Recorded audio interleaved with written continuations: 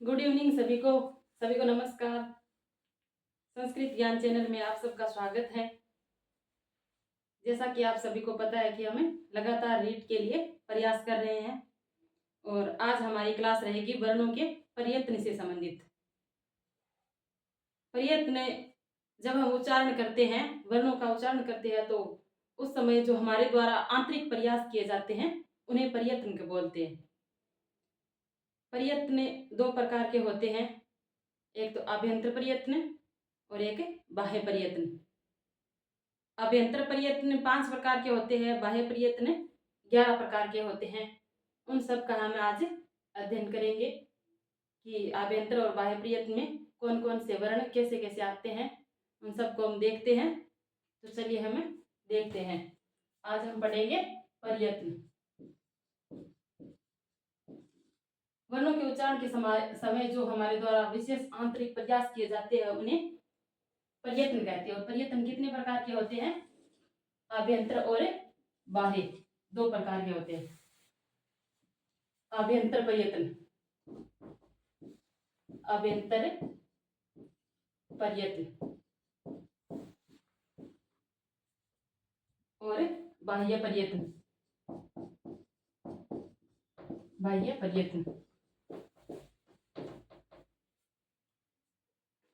आभ्यंतर प्रयत्न उन्हें कहते हैं जब हम वर्णों के उच्चारण के समय जो विशेष आंतरिक प्रयास करते हैं और उनका अनुभव केवल वक्ता को होता है, उन्हें आभ्यंतर प्रयत्न कहते हैं। और बाह्य प्रयत्न वो भी होता आंतरिक प्रयत्न है, लेकिन उच्चारण के पश्चात का प्रयत्न होता है, इसलिए उसका अनुभव वक्ता और श्रोता दोनों को होता है। हमारे आभ्यंतर प्रयत्न 5 है। आभ्यंतर प्रयत्न कितने हैं? 5। और बाह्य प्रयत्न 11 है। बहुत बार पूछ लिया जाता है कि आभ्यंतर प्रयत्न कितने हैं? आभ्यंतर प्रयत्न 5 है। तो इसको ऐसे याद रखना। आप एक छोटी सी ट्रिक बता देती हूँ मैं आपको कि इसमें आभ्यंतर प्रयत्न में पूरे 5 वर्ण है। जैसे आ, एक आ हो गया, ये त और र, ये 4 हो गए। इस भ और न को मिलाकर एक पूरा वर्ण हो गया। इसलिए इनको याद रखना कि आभ्यंतर प्रयत्न में कितने वर्ण हैं? 5। और बाह्य प्रयत्न में कितने हैं? कितने हैं? अभी आपको मैंने बताया कि 11 वर्ण है। इसको कभी नहीं भूलोगे, जैसे कि मैं भी बहुत बार भूल जाती थी। तो इनको ऐसे याद रखा कि आभ्यंतर प्रयत्न में 5 वर्ण है और 5 ही आभ्यंतर प्रयत्न के प्रकार है। और बाह्य प्रयत्न में 11। बाह्य प्रयत्न के प्रकार कितने हैं? 11 है। पहले तो इनका प्रकार याद रखने हैं। और अब देखो कि आभ्यंतर प्रयत्न में जो 5 प्रकार है वो कौन कौन से हैं। आभ्यंतर प्रयत्न के 5 प्रकार: स्पृष्टम, ईसत् स्पृष्टम, ईसत् स्पृष्टम, ईसत् स्पृष्टम, ईसत् विवृतम, ईसत् विवृतम, ईसत् विवृतम, विवृतम और संवृत। ये आभ्यंतर प्रयत्न के 5 प्रकार है। स्पृष्टम, ईसत् स्पृष्टम, ईसत् विवृतम, विवृतम और संवृत, विवृत और संवृत। इन तीनों में स्पृष्ट, ईसत् स्पृष्ट, ईसत् विवृत, इन तीनों में व्यंजन वर्णों के प्रकार हैं। इनमें व्यंजन वर्णों का विभाजन किया गया है। विवृत और संवृत में स्वरों का विभाजन किया गया है। स्पृष्ट को आपने पढ़ा है कि स्पृष्ट में क्या क्या आते हैं। स्पृष्ट आभ्यंतर प्रयत्न का जो प्रकार है स्पृष्टम, इसमें कौन कौन से वर्ण आते हैं वो आपको अच्छे से पता ही होगा। हमारे वर्गीय व्यंजन, उदित वर्ण, जैसे हमने पढ़ा था कादयो मा, कादयो मा अवसाना, साना, कादयो मा अवसाना। कादयो यानी क आदि, क आदि से लेकर के मैं तक, अवसान यानी रुकना। क से लेकर के मैं तक जो वर्ण है, हमारे 25 वर्ण आते हैं, उन्हें हम क्या बोलते हैं? स्पृष्टम। स्पृष्ट वर्ण है हमारे, इन्हीं को उदित वर्ण बोलते हैं, इन्हीं को वर्गीय व्यंजन बोलते हैं। तो स्पृष्टम में याद रखना 25 वर्ण आते हैं। फिर आता है ईसत स्पृष्टम। ईसत स्पृष्ट में आते हैं यणो अंतस्था, यानी यण यण प्रत्याहार के जो 4 वर्ण है अंतस्थ। अंतस्थ वर्ण किसे बोलते हैं हमें? ये व र ल, ये जो 4 वर्ण है यण प्रत्याहार में आते हैं और आभ्यंतर प्रयत्न में इनका विभाजन किया गया है ईसत स्पृष्टम में। ईसत विपरीत में आते हैं सलो उस्माणे, यानी सल प्रत्याहार के जो वर्ण है स है। इस विपरीतम में स है। इस प्रकार इन तीनों में, यानी स्पृष्टम में, ईसत स्पृष्टम में और ईसत विपरीत में व्यंजन वर्णों का विभाजन है। और विपरीतम में आते हैं पूरे पूरे के पूरे स्वर वर्ण। माहेश्वर सूत्रों के अनुसार 9 जो स्वर हैं उनका विभाजन विपरीतम में किया गया है। और समृतम में केवल ए का ए आता है, वो भी प्रयोग दशा में। प्रयोग अवस्था में जब ए होता है तो उसको हमें समृतम में, प्रयोग अवस्था में तो हम उसे समृत में लेते हैं। प्रयोग का मतलब होता है कि जब हम बोलचाल की भाषा में प्रयोग करते हैं, किसी के लिए ए का प्रयोग करते हैं, जैसे विमल है, कमल है, या जब हम नॉर्मल नाम से पुकारते हैं तो, या जब कोई नाम का प्रयोग करते हैं तब तो ये ए है, इसका प्रयोग समृत में होगा। और बाकी जब प्रक्रिया दिशा में, प्रक्रिया का मतलब है संधि समास उपसर्ग करते समय जिनमें उनमें जो ए होता है उनको हमें विपरीत में ही लेंगे। केवल इस ए का प्रयोग दशा में प्रयोग होने पर ही समृत में लिया जाएगा, बाकी स्वरों का प्रयोग है वो विपरीत में होगा। तो ये हमारे 5 अभ्यंतर प्रयत्न है। अभ्यंतर प्रयत्न कितने होते हैं? 5 में कौन कौन से हैं? स्पृष्टम, ईसत स्पृष्टम, ईसत विपरीतम, विपरीतम और समृतम। स्पृष्टम में हमारे वर्गीय व्यंजन आते हैं, ईसत स्पृष्ट में अंतस्थ वर्ण आते ये वह रह, और ईसत विपरीतम में सल प्रत्याहार के स हैं, अंतर यानी ऊष्म वर्ण आते हैं। फिर विपरीतम में हमारे सारे स्वर आते हैं। समृतम में केवल ए आता है, वो भी प्रयोग दशा में, प्रक्रिया दशा में ए का प्रयोग विपरीत में ही होगा। तो ये आपको समझ में आ गया होगा। तो अब हमें बाह्य प्रयत्न पढ़ते हैं, और इनको ये सब याद रखना कि प्रत्येक वर्ण का एक एक ही अभ्यंतर प्रयत्न होता है। प्रत्येक वर्ण का एक एक ही अभ्यंतर प्रयत्न होता है। फिर हमारे 11 बाह्य प्रयत्न।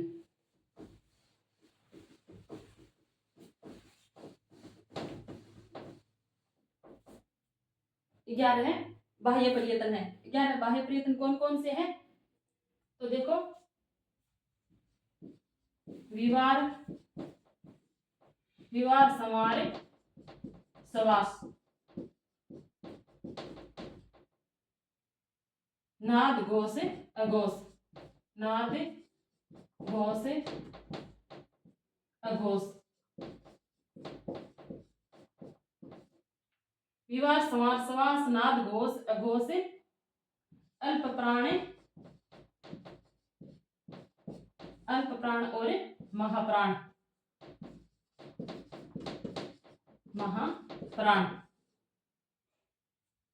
ये 8 है, इनमें व्यंजन वर्णों का विभाजन है।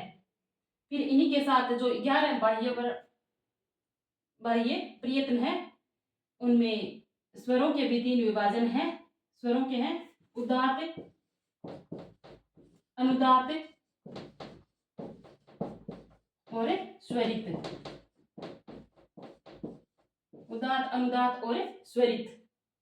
बाह्य प्रयत्न है 11 जो है विवार, समार, समास, नाद, घोष, अघोष, अल्प प्राण, महाप्राण, उदात्त, अनुदात्त और स्वरित। इन तीनों के, यानी ये 3 जोड़े में आते हैं। जैसे कि इनका विभाजन इस प्रकार से होता है कि जो बाह्य प्रयत्न है, जैसे बाह्य प्रयत्न में आ गया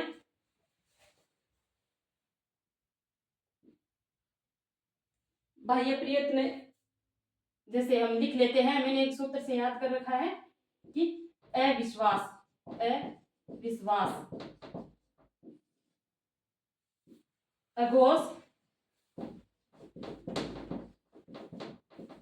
अघोष, विवाद और श्वास, ये जोड़े में आते हैं। अघोष, विवाद और श्वास, इनको याद रखना है आपको। अविश्वास, अविश्वास से ये तीनों याद रह जाएंगे। और इसमें कौन कौन से वर्ण आते हैं तो हम देखते हैं कि जो हमारे व्यंजन वर्णों के जो वर्गों के कौन कौन से वर्ण आते हैं इसमें।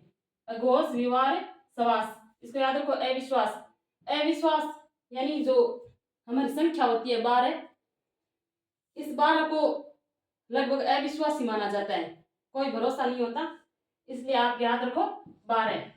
12 से क्या होगा कि जो वर्गों के है ना 5 वर्गीय व्यंजन है, उन वर्गों के पहला और दूसरा जो वर्ण है क, ख, फिर च, छ, ट, ठ, त और थ, प और फ। इस बार का मतलब है कि पहला और दूसरा वर्ण। अघोष, विवाद, समास में ये आते हैं क, ख यानी दूसरा वर्ण, पहला और दूसरा वर्ण व्यंजन वर्गों के, और साथ में स,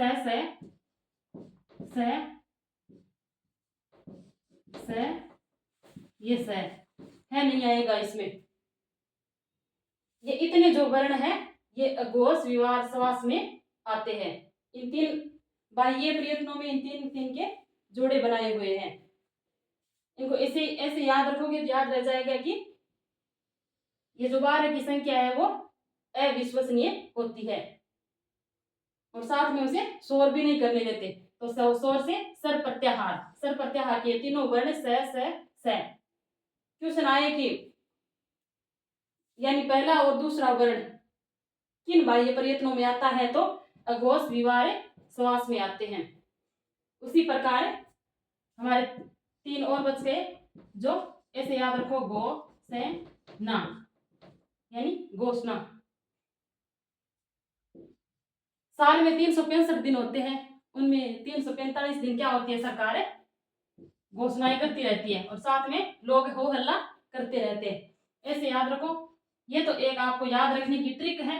इससे हमारे बनेंगे घोष, इस से संवार और ना से नाद, घोष, संवार, नाद। और इन 345 से हमारे बनेंगे जो वर्गों के तीसरा, चौथा और 5वां वर्ण है, यह आएगा घोष, संवार, नाद में क्या आएगा तीसरा, चौथा, 5वां वर्ण। यानी क्या है तो उसमें आ गए थे ग, ज, द और ब, तीसरा और चौथा वर्ण घ, झ, ढ, ध और भ, और 5वां वर्ण है हमारा ग, ञ, न और मैं। प्रत्येक वर्गों के जो तीसरा, चौथा और 5वां वर्ण है वो और है वरल, है ये वरल, साथ में है ये व र ल, है वरल। घोष, संवार, नाद में कौन कौन से वर्ण आते हैं तीसरा, चौथा, 5वां वर्ण आता है, और साथ में हो हल्ला करते हैं तो है वरल, ये 4 वर्ण भी आते हैं। ये व र ल और है, ये चारों वर्ण किस में आएंगे घोष, संवार, नाद में। इन 3 के जोड़े बनते हैं। और क्वेश्चन भी ऐसे पूछते हैं कि तीसरा, चौथा, 5वां वर्ण बाह्य प्रयत्न के कौन से वर्गों में आता है तो घोष, संवार, नाद में आता है। उनको ऐसे याद रखो। इनको तो ऐसे याद रखना कि सरकार है वो 345 दिन घोषणाएं करती रहती है और जनता है वो हो हल्ला करती रहती है। घोषणा से आपको याद रहेगा घोष, संवार, नाद, और 345 से आपको याद रहेगा तीसरा, चौथा और पांचवा वर्ण और है वर्ण, ये सभी के सभी जो वर्ण है वो घोष सवार नाद में आते हैं। उसी प्रकार अघोष विवार समास में वर्गों के पहला दूसरा वर्ण और स र ये आएंगे। फिर हमें हमारे 6 बाह्य प्रयत्न आ चुके हैं। अब हमें आगे के और देख लेते हैं।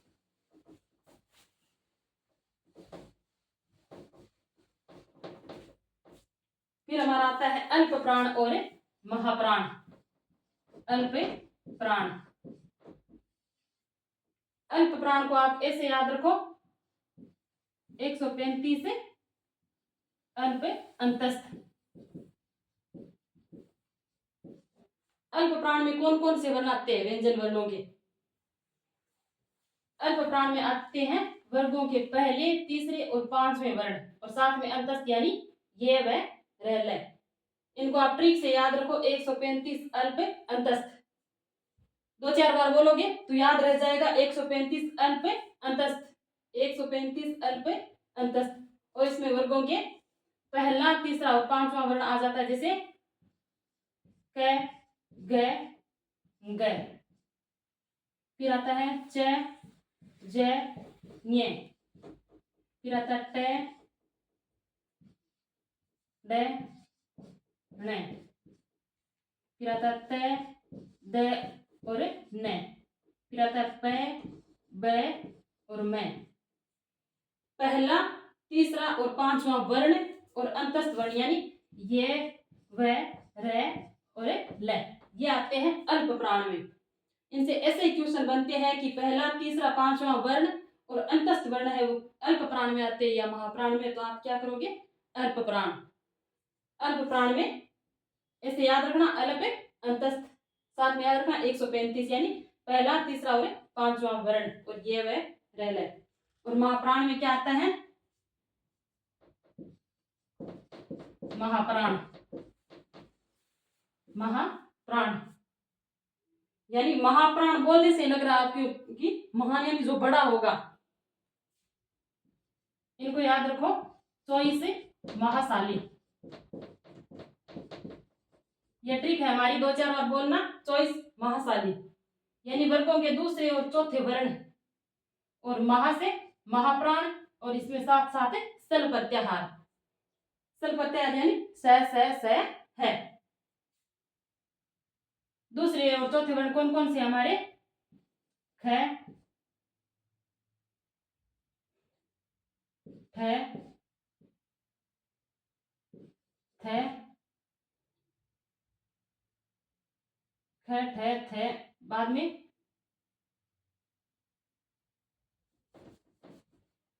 यानी छ, ठ, थ और फिर आता है फ। और चौथे वर्ण है हमारे घ, छ में झ और ठ के साथ हमारा आ जाता है ढ, ध और भ। ये दूसरे और चौथे वर्ण है और साथ में सल प्रत्याहार यानी स है। महाप्राण में कौन कौन से आएंगे? दूसरा और चौथा वर्ण और सल प्रत्याहार।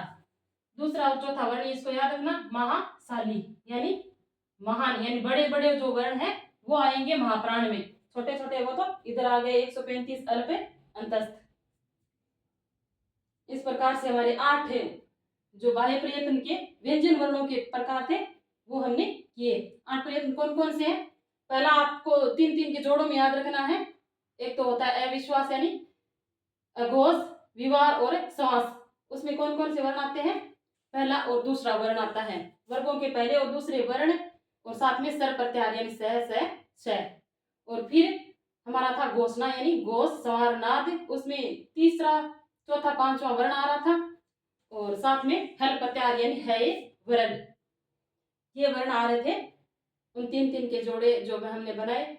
और फिर अल्प प्राण और महाप्राण। अल्प प्राण में पहला, तीसरा और पांचवा वर्ण, वर्गों के ये वर्ण, और महाप्राण में दूसरे और चौथे वर्ण। इस प्रकार ये व्यंजन वर्णों के विभाजन थे।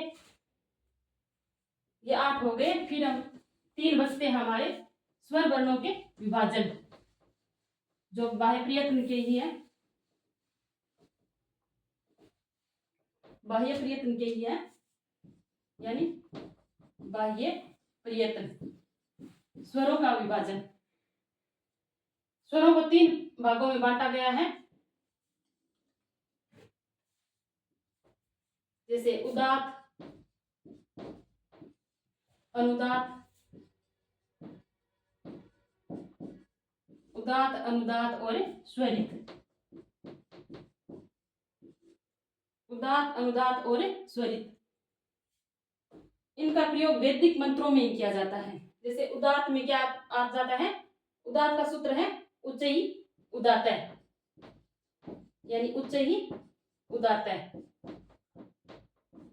जो हमारे तालु आदि उच्चारण स्थान है, जो यानी ऊपर से बोले जाते हैं, तालु आदि भागों से जो हमारे उच्चारण किए जाते हैं, जो स्वर आते हैं, ए ई उ री, री ए ई उ री री, ये जब स्वर बोले जाते हैं तो ये उदात्त में आ जाते हैं, इनका कोई चिन्ह नहीं होता है। ऐसे ही सवाल पूछे जाते हैं कि जिनका चिन्ह नहीं होता है वो कौन से स्वर में आएंगे, तो वो उदात्त में आएंगे, चिन्ह नहीं होता है, चिन्ह नहीं होता है।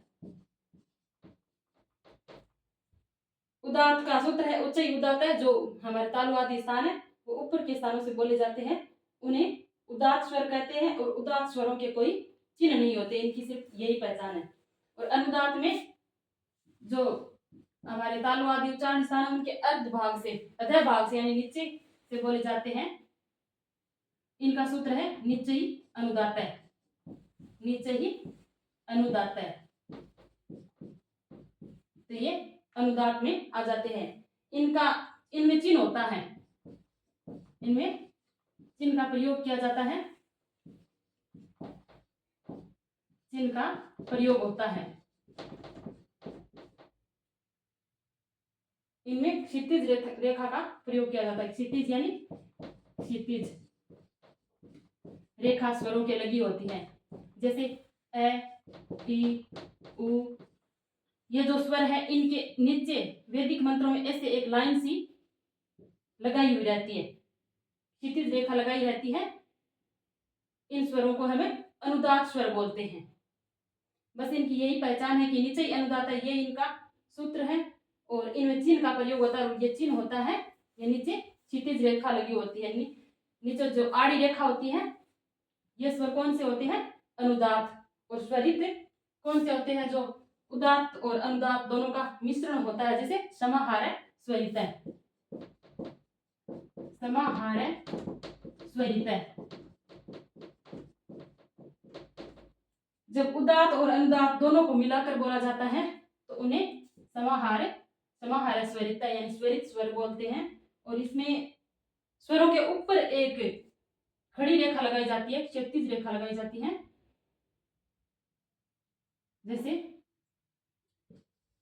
जैसे एक मंत्र है क्व ओ क्व वो अश्वा, इनमें ऐसे स्वर के ऊपर एक रेखा सी खड़ी रेखा लगाई जाती है, क्षैतिज रेखा, इनको हमें स्वरित स्वर बोलते हैं। इन उदात्त, अनुदात्त और स्वरित ये जो स्वर है, इनका प्रयोग केवल वैदिक मंत्रों में ही किया जाता है।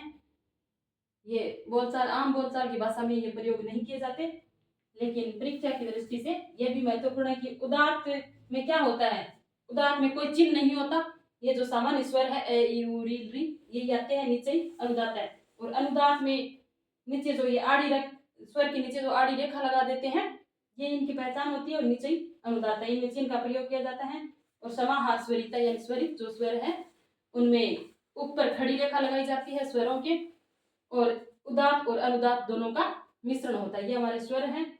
और जो हमने प्रयत्न के कितने प्रकार थे, प्रयत्न के 2 प्रकार थे, अभ्यंतर और बाह्य प्रयत्न।